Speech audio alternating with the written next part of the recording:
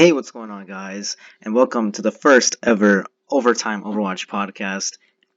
Just in case you don't know who we are, my name is Steve, also known as White Shadow, and with me is my good friend Rishi Patel, also known as Rishi Overwatch. And we're here to give all the insights on all the latest news of Overwatch. So, Rishi, mind if you introduce yourself?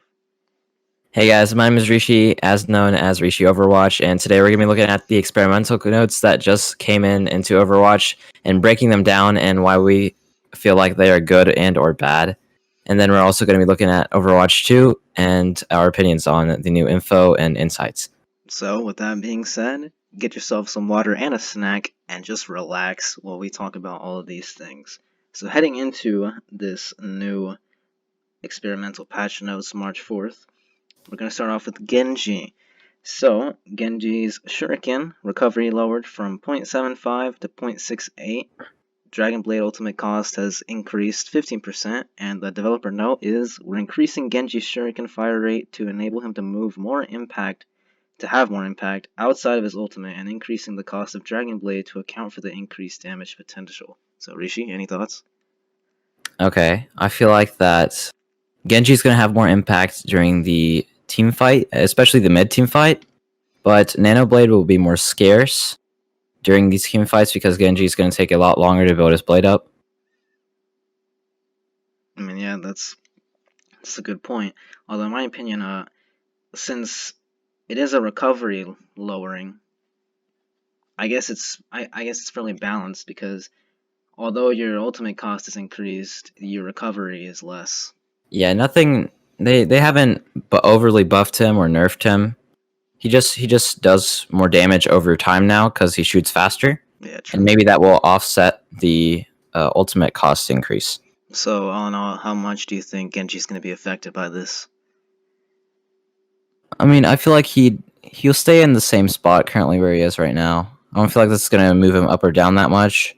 Maybe he'll be more effective at getting kills with the faster rate of fire. But yeah, that's it. I feel like he's going to be the same. Alright, next we have Mei. Mei's Cryo Freeze healing per second increased from 3.75 to 50. The note is, a while ago, there was a change to make Mei's Cryo Freeze collision consistent with her ice wall, meaning she could no longer be targeted by allies while inside the block of ice. We're increasing her Cryo Freeze healing rate since she isn't able to be easily healed up by her allies during that time. I think that's pretty iffy. I feel like this is a pretty good buff. Yeah, but to what extent is my question here? Because 37.5 to 50. 50 healing per second. Yes.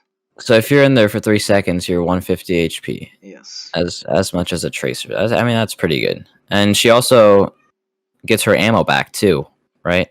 Yeah. Yeah, I'm pretty sure. So she also gets her ammo back when she's in that cryo freeze. So it's basically like a second life for her because she's going to get heals and ammo back when she pops back out. And as well with the whole collision thing, I know Mei has been very glitchy during Cryo Freeze. Yeah. Hasn't been one of the better abilities along with Roadhog's hook that's very glitchy. But in terms of, I agree with that second life. Just whenever you're low, just pop that. And I think because of that, it makes it so that somehow the ability is more valuable, I think. So maybe players will think twice. They've played with their the cooldown time on cryo freeze. I think it's currently 12 seconds. Maybe, I'm not sure about that. Yeah, but if they lowered that, then I feel like this would be a lot more broken. But it is a pretty hefty buff. Even the 37.5 healing per second was good, but now it's 50, which is even better. So I feel like Mei might have more survivability, even more than she already had with her ice wall and being 250 HP and a buff hero. I mean, they're trying to make it so that she isn't able to be easily healed by her allies. Yeah, more brawly, I feel like Mei's going to be. Yeah. And I feel like Mei Reaper might even come back, because there is also a Reaper change coming up. Mei Blade. It might return. We might see it. I know we played a lot with the new Reaper, and the new Reaper seems to be pretty good, so maybe, maybe now that Mei's being buffed too, maybe Mei Blade will come back. That is a good point. But now we have Pharah. So Farah's hover jet regeneration rate has been increased from 35 to 43. Developer note, the intent for Farah's hover jet fuel adjustments is to find a balance where it enables her to maintain an altitude reasonably well with careful fuel and cooldown management, but not so easily climb to the extreme heights some map ceilings allow, for as it can lead to less interactive gameplay. Personally, I find it pretty hard sometimes Yeah, when I'm like to stay in the air when I'm focusing on the team fight and also trying to keep my fuel and distance off the ground leveled, and that's true. also try to peel for my mercy. So I feel like from 35 to 35 to 43. 43, That's yeah, 8. that's I mean, it's not the most, but It's a pretty fair bunch. yeah, I feel like it's still gonna have some impact on how much we can stay in the air and how much far our players can stay in the air for. And the thing is, it's not like every Pharah player knows like the trick to maintain themselves in the air. I feel like Yeah, yeah. the majority of the Pharah players will like boost up and then they'll hover for like 2 seconds and immediately start falling down. Not everybody knows how to consistently stay in the air. And maybe Farah gets picked more for this because people are finding out how to keep her in the air and make her more reliable and just pump down damage from above. Yeah, that's true. Especially in lower ranks where your hit scans aren't that good, I don't think it's going to be as easy as in higher ranks to take care of the Farah. And even if you put a Mercy on there, it's going to be even harder. I mean, to me, it feels like it may be even harder to stay in what was already a hard condition. Like, Farah Mercy is pretty good, but now with this buff, Mercy can stay in the air longer too, so she's less she has less time and damage, like yeah. and less time of fire. She's more protected. She can stay behind buildings and roofs and stuff like that. So And I feel like what they're trying to say about fair players going all the way to the skybox, and the skyboxes are already pretty high. And it's I don't think you normally can reach the skybox in certain maps. I think you can in Paris because Paris' skybox is so low. And talking about skyboxes, like a lot of hit scans have the fall off damage, which makes it even harder Yeah. to kill Farah. Like McCree, like it's if Farah's all the way up there and you land like 3 shots in a row, she's probably half. But then Mercy's right there healing her back up. Yeah, that's true. It's kind of impossible to take the Farah down unless you have like 2 hit scans and hitting all of your shots, and that's kind of hard to do, especially when you're in lower ranks. I feel like it works backwards too. Like, if you're fair all the way in the air, you're not going to be doing as much damage. So I don't know about that one. Yeah, it's harder to predict where the enemies are going to be and how they're moving, and you have to time the shots to get the most impact on it. But yeah, I feel like that this could go both ways. This change. Yeah, for sure. But now let's move on to Reaper. Reaper's Hellfire shotguns primary fire.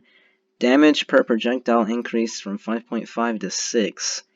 So the recent adjustment to Reaper's shotguns ended up being less beneficial than intended, so we're increasing the damage per projectile slightly. I heavily disagree. Okay. Because what they've just done was reduce the spread so that you're more accurate. And now apart from that, you're increasing the projectile Damage. Yeah. That is a dangerous thing. So less spread and more damage. Yeah, that's Blizzard. I don't know about that one. Reaper might be broken now. A little bit. Wouldn't say broken, but yeah, definitely gonna. You could abuse him now. You could abuse for him sure. a lot more. Definitely. Like I thought that the spread decrease was a major especially in mid range and maybe even far range. You could, because it was spread reduce. Yeah, Reaper might be good now. And also the fact that you were saying with long range, that's also why they decreased the spread, because it was very inconsistent at long ranges. Yeah. Although to be fair, Reaper is a close combat character, so it's not like you should be shooting from that far away. So he can tank bust, and now he could probably do some good amount of damage at mid range. Yeah. It's overall positive in my opinion. You can just add an Ash for some long range. You can have a pretty good range covering of damage with the Reaper and Ashe if you wanted to. Yeah, that's true. That's why I've always liked back then the triple DPS meta. That's why I liked it. Oh yeah. And even when they enforced 222, I also like the Soldier Reaper because had Soldier from long range and Reaper from short range. Yeah. I really like You're those right. metas. But anyway, moving on to Sigma, experimental barrier cooldown reduced from 2.5 to 2 seconds. While the previous cooldown increase for experimental barrier had the intended effect of opening up more counterplay, there may be a tuning value that feels less restrictive for Sigma and still achieves those goals. Okay, so I feel like they're trying to come at it from two angles. They're trying to keep Sigma kind of balanced, but also not make him a completely bad hero where the shield, like when you pull it back, you can't use it for 2.5 seconds. That was kind of crazy. Yeah, no, I gotta agree. Because you can be bursted down really fast I don't in even 2 seconds, understand why it 2.5 has a seconds. cooldown. Like, I understood, like, the way that they balanced the game when Sigma was first introduced. It's not like his shield was broken. It's just that when you combined Sigma with Orisa and you created the double shield meta, that's when Blizzard realized that there was a problem. And then Yeah, that's why they nerfed all shields, and they also give Sigma that cooldown, which in my opinion was a bad move. It was either one or the other. So I feel like if they wanted to keep the shield nerf, they should have kept it so that he can immediately call his shield back. I just don't understand why they had to keep increasing it even after the shield nerf. the Goldilocks zone for Sigma shield cooldown. I feel like when he first came out and you could deploy and redeploy and redeploy and de-redeploy, like that was kind of broken because he could easily just keep on doing that and negate a lot of damage coming at him. I feel like the best cooldown time was 1 second. I feel like that was just when I played the cooldown with 1 second. I feel like that was enough time where Sigma didn't have a shield up to get some damage in. But 2.5 seconds, it just leaves him very vulnerable, and I don't feel like he's really that good with 2.5 seconds of cooldown. 2 seconds is better, but I feel like 1.5 seconds would be fine. One Maybe. second might be less, but 1.5 seconds I feel like would be a pretty good zone to try out, even in experimental if they don't put it in. But we can see how this 2 second effect changes how he's played. Maybe he gets picked more. Who knows? It's just, like, it's crazy, man. Like, I don't understand why they ever went past 2 seconds. That's just not good. And because of that, that's why Sigma instantly crashed. Yeah, Overwatch is very fast paced. So even 2 seconds, it might seem like not a long time, but 2 seconds, a lot of stuff can happen, especially in Overwatch. Oh, I agree with you on that one. It's just a lot of things. That's why Sigma hasn't been meta for a long time. Yeah, but I don't feel like he's gonna come back into the meta, even though with this, I mean, are we even gonna call it a buff? I mean, he's just going back to where he was, but I Yeah, don't that's feel true. like, I still feel like Ryan Zarya is gonna be top dog tank meta still. I mean, it has for a long time because neither of the heroes have been buffed or enough nerfed, but we do have a Zarya change coming in here. Let's move on Yeah, to that. yeah, that's what I was gonna say. Speaking of Ryan Zarya, so Zarya, general energy drain rate increased from 1.6 to 1.8 per second. Zarya has been overperforming in a variety of team compositions, so the increased drain rate will bring her average energy level down slightly between engagements. I don't think that's gonna affect Zarya that much. Yeah, they literally just I was talking about Ryan Zarya and they're talking about team compositions with Zarya in them. So yeah, I feel like maybe, I mean, during engagements you can get a lot of charge, but then when in the off time, I don't feel like this is that big of a change. I mean, it's 1.6 seconds to 1.8, Yeah, and maybe you lose one more charge, yeah, but I don't feel like it's going to make that big of a difference. If it was like 1.6 to, let's say, 1.6 to like 2.3 or 2.5, then that would have been a bigger change. But I feel like this is very subtle and not really going to impact Zarya that much. yeah. And I agree because I feel like with the whole Ryan Zarya being the dominant tank composition, I feel like it has nothing to do with Zarya's energy levels. It just has to do with Reinhardt and Zarya as like their core as tanks, in my opinion. I feel like their abilities complement each other really well. Yeah, really well. Yeah, and that's why I feel like Ryan and Zarya are a very strong bonded tank duo. It's because their abilities and how they just feed off of each other. And I understand like, Blizzard's struggle to balance that because it's a natural synergy that you don't often find, and nerfing one or the other heavily changes how each one of them plays with each other and by themselves too. Yes, but I don't feel like that this change is gonna take Ryan Zarya down from the top. Not at They're all. still up there. They're Not still at up all. there. I don't think anything else really comes close right now. I mean, all the other tanks are in a medium stage right now, where some of them are good, some of them are not. But Ryan Zarya is still up there. They're not gonna come down for a while. Yeah, for sure. I feel like if you wanted to change that, maybe play around with the bubbles, maybe because I know back back then when they made those crazy changes in experimental where they gave Zarya multiple different shields, not shields, bubbles. Bubbles, yes. That's when they were trying out 3 DPS, Yeah, one tank, and two supports. I feel like that concept was maybe hitting or going in the right direction because she had more bubbles, but they gave you less charge. Hmm. And I feel like that could have been something that could have worked. But again, that was only if they had gone with the whole uh, 3 DPS concept. Speaking about 3 DPS and one tank and two supports, that's a perfect segue into our Overwatch 2 talk. A lot of people are saying that they might change the tank abilities for 5v5 Yeah, because when we saw the gameplay from the Overwatch 2 BlizzCon line event, there was a lot of 5v5. We didn't really see two tanks. We saw only one tank in all of the clips, if I'm going to be honest. So I feel like yeah, that's true. that they might change up some of the abilities, and I feel like that they use that three DPS, two tank, and I mean one tank and two support kind of game mode that we had to kind of test for Overwatch 2 in the future. Maybe it was kind of a low key thing that they did to just see if how it would turn out and how it would work. But I don't know how they're going to implement the 5v5. What do you think? I mean, in the game's defense, whatever we were shown in the trailers and the clips, it was always seconds. And it's not like I'm trying to uh, disregard the idea of 5v5 in Overwatch, but to be fair, most of the trailers have always shown one tank. It's Yeah, it's it's been rare for them to show more than one. Like even the original trailers for the games had only shown one tank.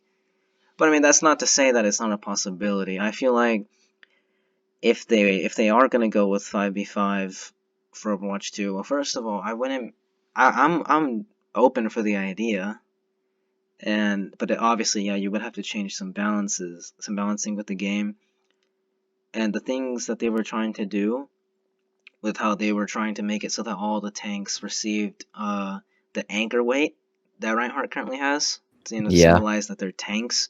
That's something that I feel like should have been in the game from the beginning. yeah. I And feel like that. but I don't know. It's something that would definitely be difficult to balance, and I'm not sure if I completely trust the Overwatch team with that due to their record. Yeah, well, if they add those type of passives, they're gonna have to get rid of the passives that the heroes already have, and it's going to be a lot of switching out passives and stuff, and that might just change up like how the metas work in Overwatch 2. Yeah, but essentially be a different game. Yeah. It's completely different styles because they were talking about universal passives, and that Hmm. already conflicts with different things because there's like Reinhardt, he already has that anchor weight. So would it just be adding to his own anchor weight? Like, would you give Reinhardt a new passive? And then for other passives, for example, like Zarya with her bubble and energy, how would you change that with the anchor weight? I feel like at the end of the day, if you were to add universal passives, it wouldn't alienate all the characters from having their own passives, but you just have to think about it because then you start to think, well, how much is too many passives? Mm-hmm. And they've also added kind of like Mercy's passive to all the supports, Yes, and but I feel like that's. I mean, I don't really have that big of an impact on that because I mean it may be a I mean pretty big most of them already change. do already. Yeah, but I feel like just having that just constant healing.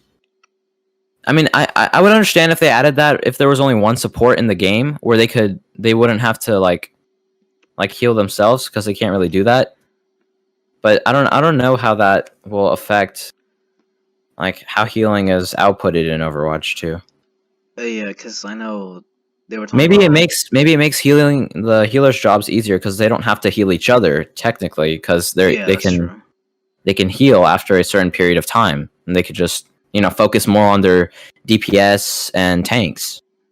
Yeah, it really takes off as a major distraction because I know a lot of support players out there have to constantly worry about, well, what HP am I on, and that can take away from healing your teammates. But I feel like most of the healers in the game can already heal themselves, Yeah. and so I guess that change would make it so that the healing would go to targets who actually need them, and that way you don't have to waste abilities trying to heal each other. I do like that concept. And then I guess with the overall, because what they did was they made damage have a speed boost, tanks have anchor weights, and supports regen. So I guess it adds the survivability of the supports, which I guess goes hand in hand with damage's speed boost, Yeah. because it makes it so that since they have constantly chasing you down, and most supports don't really have escape mechanisms either. So it makes so that if you manage to survive after 3 seconds, you regen health. So I guess that's good. Yeah, especially for supports like Ana who really have no mobility at all. Like Yeah, that's Mercy, true. Lucio, Moira, they all have kind of like escape abilities, but like Ana is Zenyatta, kind of in a tough spot. Ana, maybe Baptiste, but he has immortality. But I and mean, if he doesn't he have has it, vertical then movement, but again, that's only oh yeah. situational. Yeah, it depends on really where you are because you can't really jump into the air because. But speaking of Overwatch 2, what are you thinking about the maps? I personally love the maps. I love I maps gotta be too. honest with you. When I saw how they were making the maps, and this is something that I wanted to talk about too, is that what the Overwatch team wants to do with Overwatch 2 is something that I'm down with. Like I'm riding that train. Like I like this whole idea of majorly like expanding the universe. It's like Overwatch is Earth, and Hmm. with the sequel, when it comes to expanding the universe, you want to go from planet to galaxy. Not galaxy. They want to go from planet to like yeah, galaxy or solar system, whatever. But I feel like what Overwatch is trying to do with Overwatch 2 is they're trying to go from planet to universe, and I'm completely fine with that. And they showed us that with the new maps. They have India, Torrance Workshop, New York City, Rome. yeah, Rome, with Venice. They have a lot more too. They said they were keeping some for secret. Yeah, definitely. Yeah, I'm also excited for that. Like they have Toronto. And Mhm. all these concepts look so beautiful. Like I like the Venice one in where they like the Colosseum thing where Yeah, they connected yeah. it with technology. Like that's Mhm. something that's so Overwatch, and I just like it fits, with like the whole statues, things in Overwatch hover to Yeah, show the technological advancements, and it just fits, with the hovering statues and light technologies, just constantly a bunch of lighting. It's amazing, and also the size of the maps is also something to be excited for. yeah. The maps are really big compared to the Overwatch maps that we have right now, and I feel like that the lighting and stuff that you're talking about, I feel like that's mainly due to the new engine that they Yeah, the have. new lighting engine. Yeah, it's really good. I feel like, because I know back when they first showed us the demo, I didn't really think much of the lighting engine Hmm.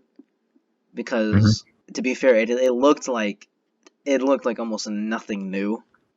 But this just showed us something completely new. Like to say the least, it completely blew my mind. just how much they've been working on it, and with the whole environmental things like the day-night cycle weather system. Yeah, speaking about the weather system, I really like that idea. I feel like that was a It's really insane. big brain move by Blizzard. Yeah, It just adds a lot more realistic feel to the maps. Like the new maps are already really realistic, but adding the weather, like the sandstorm in Temple of Anubis and the snowstorm in Toronto, is a really big move by Blizzard, and I feel like that they did it really well and executed it really well too. and you obviously can't do that without a good lighting engine, so that comes back Yeah, into play. But I like that the whole dynamic map changes, and they technically already did it with Storm Rising and the Archives event, where if you're playing Storm Rising, you start the map. It's like cloudy, and then when you head into the outside of the map, there's like a hurricane storm, but it's not as big as what they're trying to do in Overwatch 2. Because yeah. what happens in Overwatch with Storm Rising is that it's a different section of the map, so obviously there's like a secret like loading thing where all the things like go into place. But yeah, I do like that it happens in real time with the new lighting engine. Like I saw the quick snapshot of Paris in the rain, and that Yeah. reminded me so much of like Forza landscapes. I don't know if you've ever played Forza Horizon, and it reminded me so much of how the weather system works in that game, and how they want to fit it in thematically too. Like as situations get more intense, they hmm add more of The these weather things. ramps up. Yeah, it's like it's all that I'm down for. Cinematic experiences. If there's one hmm thing that I like, it's cinematic experiences, and that really felt like a cinematic experience. They're gonna bring a cinematic experience to a pretty competitive game, And and I feel that's like that's it's a what I pretty good like. move. Like, What a lot of people were complaining about how there's not enough story in Overwatch, and it feels like Overwatch 2 is really amping all that story that we haven't gotten for 5 years. Yeah. Now, speaking about story, what do you think about the PVE events that are going to come in Overwatch 2? I mean, I'm not really sure. Like, We didn't really get that much information on the PVE events during the BlizzCon line yeah, events, they so I showed feel us like they're probably keeping it for themselves. because they showed us the reamped talent system. Yeah. Yeah, Oh, a how lot of they new talent heroes. yeah how they wanted to model it after RPG games, which I think is definitely the good move. hmm Because once again with the demo, there were I think only 6 talents for everyone, which to be fair, it is a demo, but it seemed like they could have done more. And since they were modeling after RPG with a skill tree, the traditional skill tree if you've ever played RPGs, that's a good move because it adds a lot of replayability. But the one thing that I always constantly dislike about these PvE events is the fact that they seem to be online co-op. And when you're trying to introduce a PvE mode, you have to always ask the question of where's offline? hmm Because they seem to be modeled after the archives events, and the archives are heavily PvE online co-ops. So, What do you think about the new mode push? I mean, push is something that I think can work in Overwatch. They said they were gonna play it on the Overwatch League. Now, do you feel like they're gonna switch entirely from what they're doing right now in Overwatch League to just push in Overwatch League, or do you think we're gonna have specific matches that play specific game modes?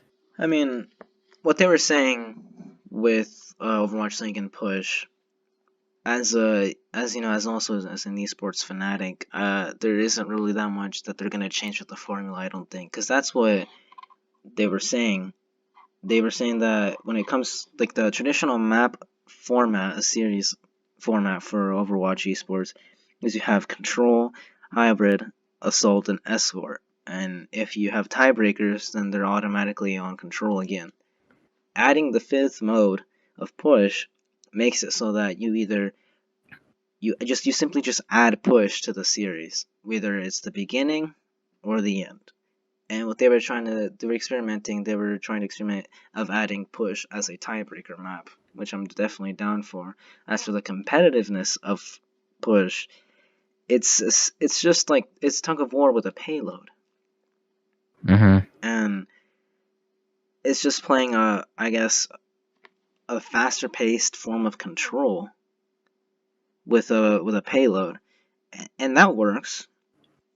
It's just that my greatest fear is map layout, because Toronto, what it showed us that Toronto was just a massive S. It was Yeah. Yeah. So like kind of like a W. a The same WS size. shape where there were constant curves, and you could go from one part of the map to the other fairly easily because there are a lot of choke points in between the maps that are open so that you can go across them. And that really brings the question, how much variety can you have with Push? I don't really know. If I feel like apart from a W or an S, what other things could you do? Because that may bring a problem of the maps having two similar layouts. Yeah, but if you have different layouts on either side of the map for each team, then one side could have a big advantage over the other, which won't make it fair. Well, yeah, no, obviously, So they have to go with a symmetric design. and yeah, that's also what I wanted to because Push and Control themselves have all of their maps have a similar um, design and map layout because changing it would fundamentally change how you would play the game mode. Yeah, Because with Control, it's always two spawn rooms, the objective in the middle, and three different paths to get to it. correct. With Push, you have the payload in the center.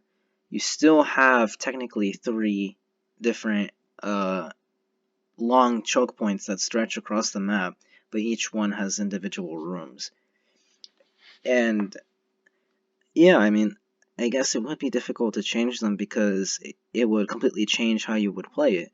And you don't want players sticking to only one specific side of the map, leaving another one to be useless. Because I know, like, that was a problem with Horizon Lunar Colony and Paris, where players only went in certain areas, which essentially rendered the other areas useless, so there's no point.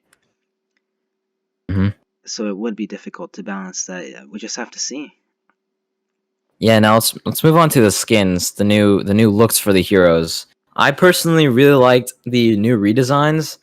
I don't think that I don't think that the older redesigns are better than the new ones. I feel like the new ones top the old Well, yeah, ones. obviously, it's a sequel. And my favorite one has to be McCree because McCree they just made him look more like a dad, Exactly. and I feel like McCree he's pretty old, right? They gave him a Yeah. longer beard and stuff, but he just looks more like a dad, and I feel like that it kind of fits him more than his older look.